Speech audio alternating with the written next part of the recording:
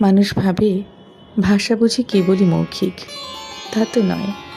মুখে কথা না বলেও মানুষ তার তীব্র অনুভূতি দিয়ে প্রিয়তম মানুষটার সাথে কথা বলতে পারে।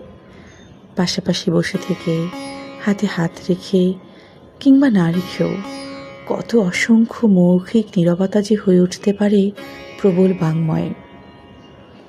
7 সমুদ্র 13 নদীর ওপার থেকেও ছুঁয়ে দিতে পারে প্রগাঢ় স্পর্শময়তায়। কিন্তু ওই যে কথা যখন ফুরিয়ে যায়, মন যখন মরে যায়, সম্পর্ক ধূসর হয়ে আসে, তখন ফুরিয়ে যায় পৃথিবীর সকল ভাষাও। কিন্তু বসনে ফুরিয়ে যায় না গল্প। আমরা শুনি আপনাদের বলা না বলা অনুভূতির ভাষা, দেখি আপনাদের ভাবনার রং, আর সেগুলোকে সাজিয়ে তুলি রং, কাপড় আর কারুকার্যে।